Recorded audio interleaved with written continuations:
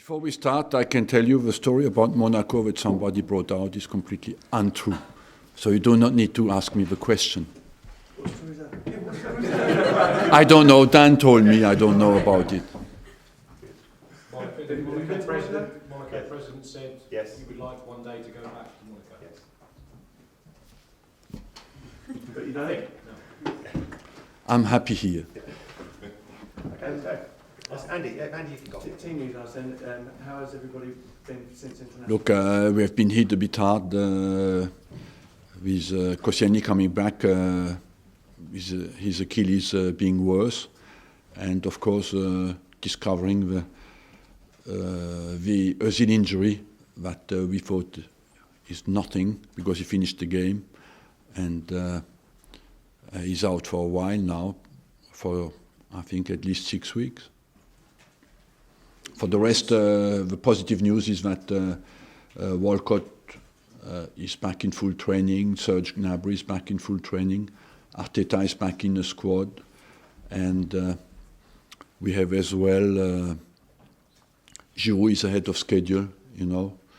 So we have some positive news, but in the defensive department with the suspension of Chambers, we are a bit short.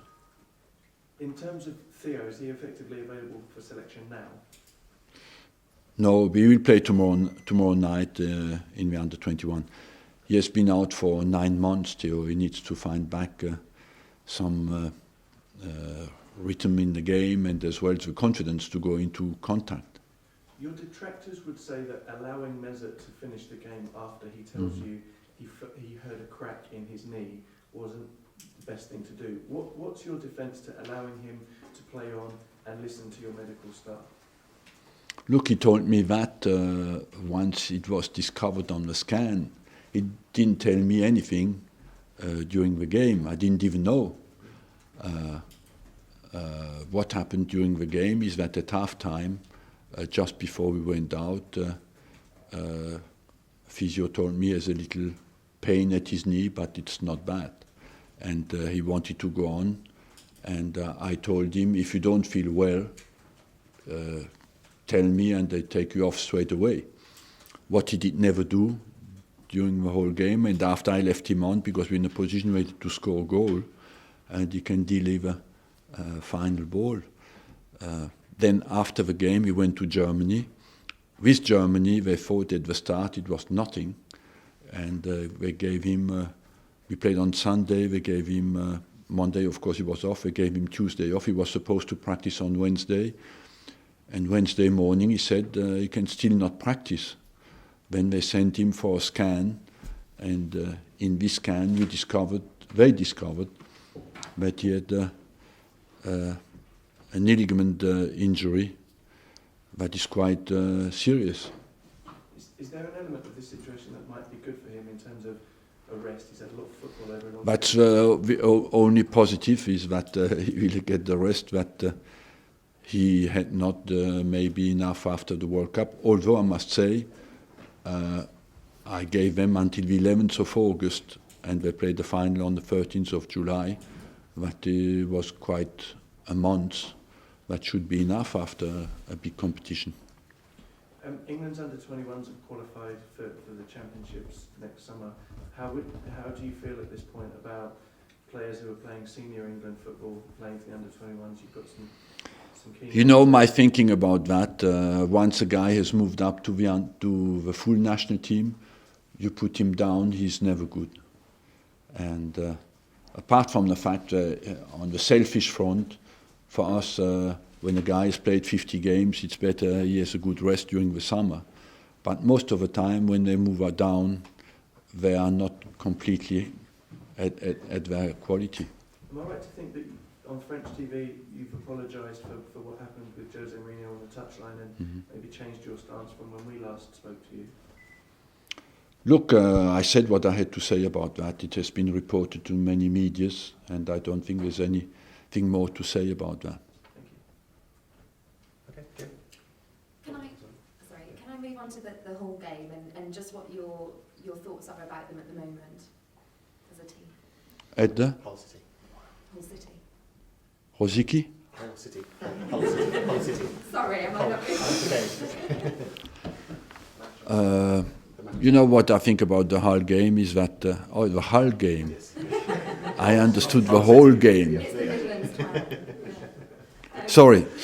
Start again. No, the Hull game is for us just a remembrance of a big sweat because we played against them in the cup final in a very difficult game, and I think since then they could not use Jelavic in the cup last season, and since then they bought Diame, Hernandez, and they bought some good players, you know, and when you look at their team sheet now, it looks a team who just can beat anybody. So I expect just a tough opponent. West Ham have been credited with making some good business during the summer transfer window, as well as Chelsea and yourselves. But would you say that Hull are up there as one of the best from the? Maybe, yes. And look at the quality of the players they got in.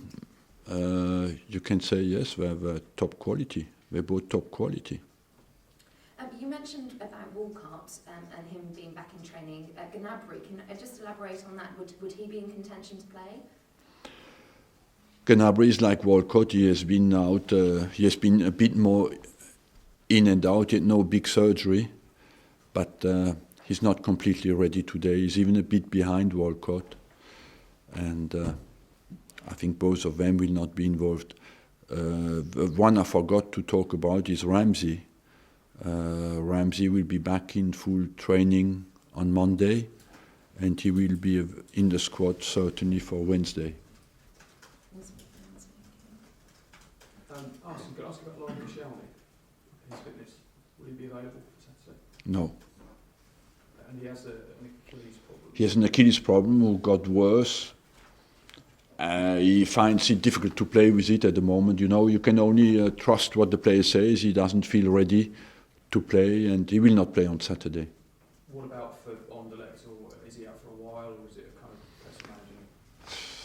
Look, an inflammation of an Achilles tendon, or you wait until it's better, that can be short time. If you want to get rid of it completely, it's long term. So we'll monitor him, and as soon as he can take enough pain again, he will play. Is it possible that he might need surgery at some point? No. We have scanned him. There's no real deterioration of his Achilles at all. It's just the pain, inflammation. Can I ask you about UEFA's plans to change the coefficient for the Champions League for next season, which means that now the champions and the top seven, champions of the Champions League and the top 7 teams in Europe will now be going to pot 1, which means that you'll probably lose your top seeding unless obviously you win the league. Well, it just means that the top hat will not be top anymore, that's all. And that will not be more difficult to play against pot number 1 than against pot number 3. I don't think it will change anything at all. Is it fair though? Look, it is fair if you consider different criteria than the ones they considered until now. That means the result you made in Europe and over the last 5 years. That before it was just down to the results you have in Europe, what I found quite logical. But somebody decided otherwise. It's not completely justifiable, but we can live with that.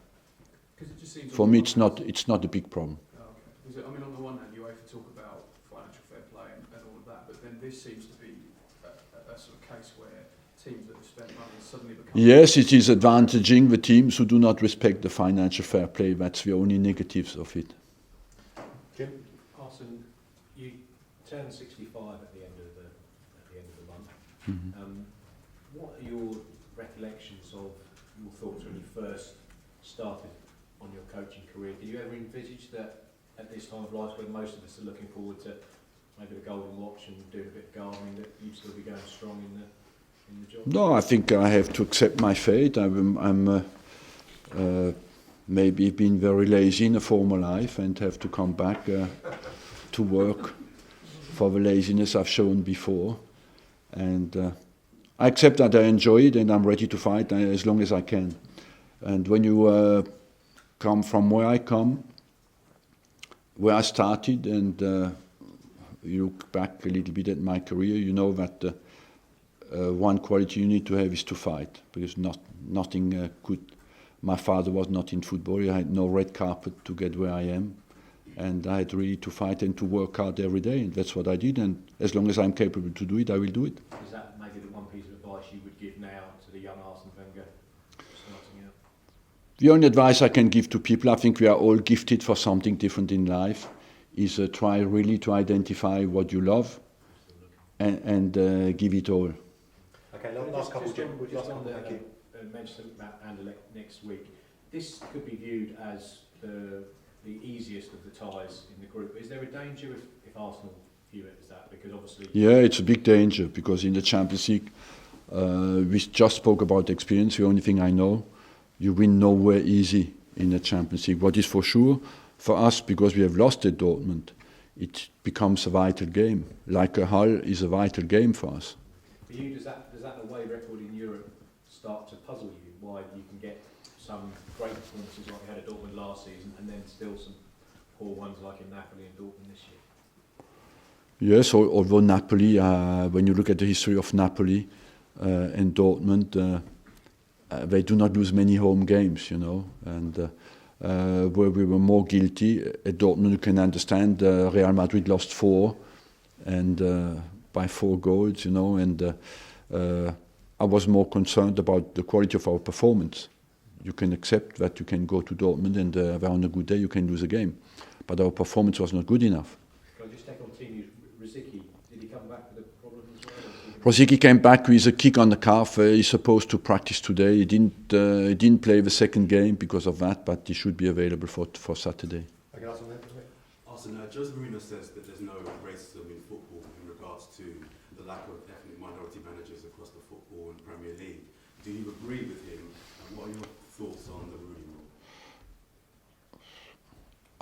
I agree that the only thing that should play a big part is the competence of people, and there should be no discrimination at all for anybody, and that everybody should have access to our job.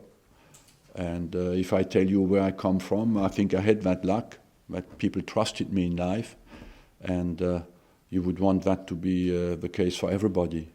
Do you feel there is discrimination though in regards? Sorry? Do you feel there is discrimination in regards to ethnic? I don't know if there's a real discrimination. There's no legal discrimination, and I would like to think there's none, you know. I personally am not aware enough of examples where people have not been chosen because they are not the person that people wanted. I think the only thing that counts is do you believe a guy can do the job or not? And we fight all for that. And I think sport is a bit ahead of that, at least for the players. After, for the managing and coaching role, I don't know. But I have not enough knowledge about that situation. And finally, Sammy. Arsene, just have to quickly ask you, I'm told it's the 10-year anniversary of the Invincibles with the 49th game this weekend. I just wanted to ask you your recollections and your memories about that.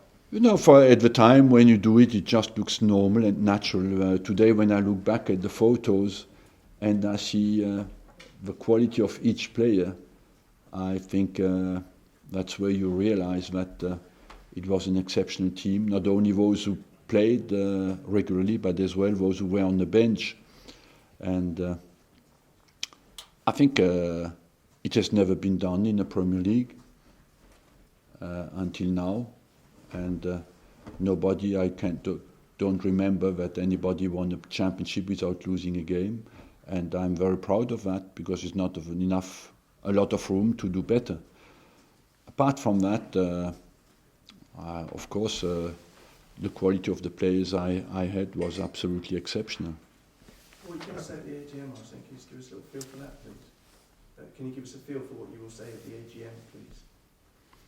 Look, it will be a little bit a summary of the last season and what we want to achieve for the next season, and where the team is going, the development of our team, what we happen. We have moved to a more English type of team because we had 5 English players in the national team when England played in Estonia, and we have Walcott, who was not there. So we have transformed a little bit our team, who are all young, basically, and can be the future of England national team. Okay, guys, thank you very much. We'll do the huddle.